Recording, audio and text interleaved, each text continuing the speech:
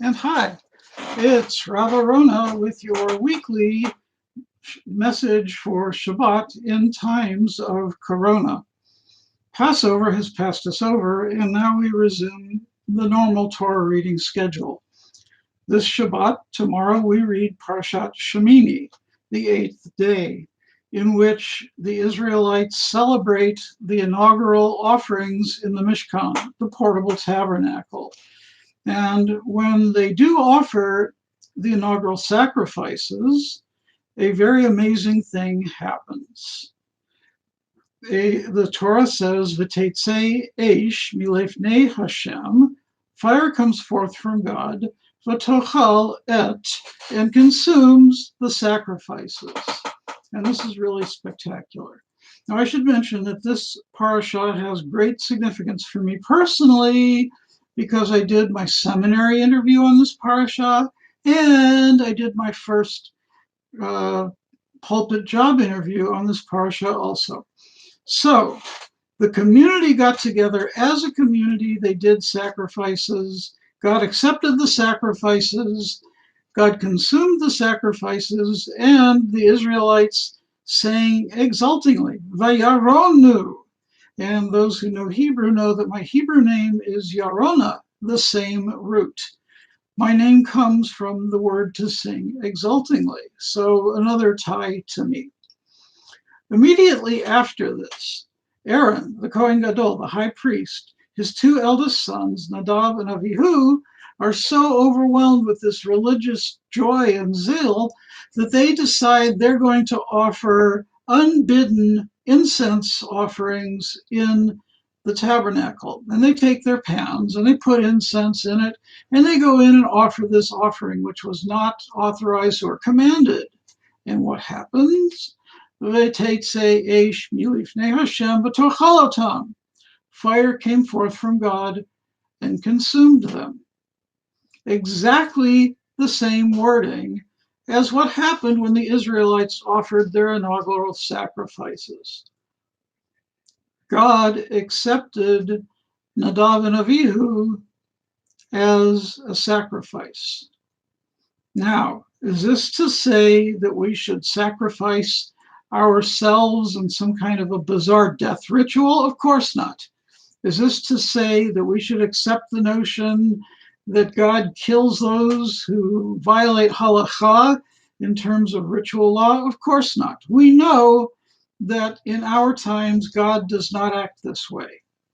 We reject, as modern Jews, the notion of theodicy, the notion that God comes down and strikes us down when we do things that are wrong. So what do we make of this? We had a communal gathering where the entire community got together as one with one combined community, communal energy. God accepted this, and it went wonderfully, and the people sang exultingly and celebrated and rejoiced. We had another event where people decided to do their own thing and go outside of the framework of the community. And tragically, it went horribly wrong. And I think that's the message to take away here. Now, right now, you're saying, but Rabba, how can you say that when we're in times of Corona and we're all stuck in our houses and we don't really have a real communal energy? I mean, Zoom isn't the same thing. Come on. It's not the same thing as when we're sitting in shul and we're davening together and we're learning together and we're eating together. And you're right. You're absolutely right. It's not the same thing. It's a really, really abysmal second place. It's better than nothing. It's better than a poke in the eye, as I like to say. But it's not the same thing. But this quarantine will end eventually, and God willing, we'll all be back in our shuls. And we'll have to work very hard to rebuild that communal energy because a lot will have been lost in the interim during these months when things have been closed down. Another thing that I know with absolute certainty, even before the quarantine, and some people have heard me talk about these things before, there are a lot of congregations out there that do these things very well, and a whole lot more congregations out there that could grow a lot. There are many Jews out there that are not served well by the Jewish community. There are a lot of disabled Jews who find the synagogues are not fully accessible and inclusive to us. There are a lot of LGBTQ plus Jews who find that the synagogues are not accessible and inclusive to us.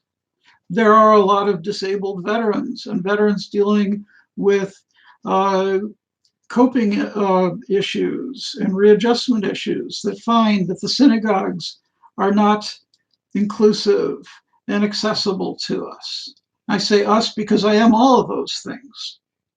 There are a lot of congregations where Jews of color and indigenous Jews and Jews of low economic means and other disadvantaged Jews, like unhoused Jews, find that the synagogues are not accessible and inclusive of them. I'm very fortunate. I am economically okay, and I won't compare fortune to disfortune. Obviously, that would be very atrocious. But I am obviously a white Jew. I'm not a Jew of color. I'm not an indigenous Jew here in North America. I can't begin to understand the experiences of a Jew of color or an indigenous Jew. And I've never known homelessness, so I can't begin to understand those experiences except through the academic lens or except through hearing the stories of the people who have done this. But I do know this: the synagogues, many synagogues, are not doing enough for our disadvantaged Jews, let alone for the broader community. I don't know where we'll be living, what the next chapter of my life will be, but I know we're going to have a next chapter beyond Olympia. And wherever that chapter is, I assure you that it's going to be a priority of mine to make sure that whatever congregation I'm engaged with takes these priorities, because they are very important to me. As I said, I'm disabled, I'm LGBTQ, I am a disabled veteran, and I know so many people who fall into all of these other categories of otherness and who have told me their stories and who need this help. Remember, as we start Pirkei Avot tomorrow during the 6 Shabbatot between Pesach and Shavuot, we find the Mishnah, Lo alecha ligmor et hamlacha. You are not obligated to finish the work. V'lo alecha lehibatel mimena. But neither are you exempt from it.